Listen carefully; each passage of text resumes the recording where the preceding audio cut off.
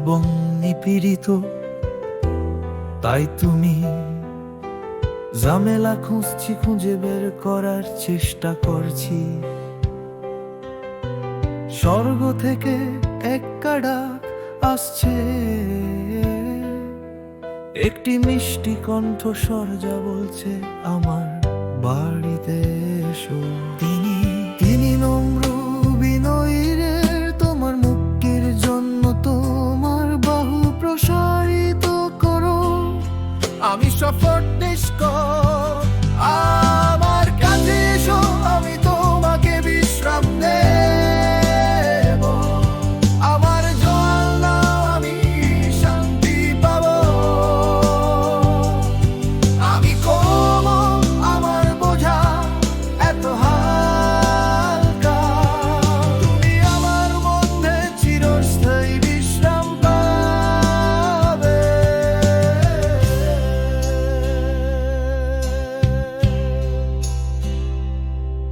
কিন্তু যিশুতে তিনি একমাত্র, জীবনের পথে অনেক দুঃখ আছে, কিন্তু যিশুতে আপনি বিশ্বাস করতে পারেন।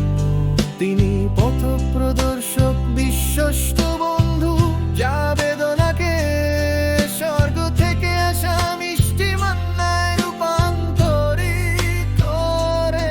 তোমার ভালোবাসা প্রশান্তি দেয় অন্ধকারে আলো, জীবনের উৎস অনন্ত মুক্তি আলো।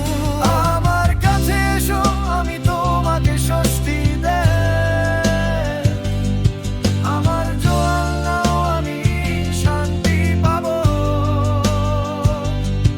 আমি কোমল, আমার বোঝা এত হালকা।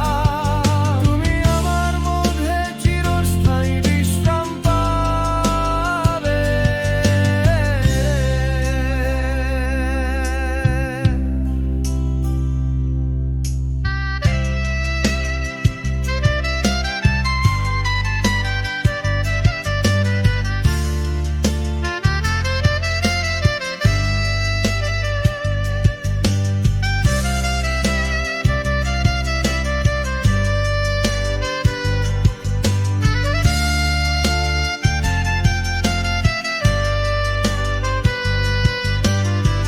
তার কাছ থেকে শিখো, যিনি কোমল এবং ভালো, আত্মার জন্য বিশ্রাম, তার ভালোবাসায় এত সুস্থ।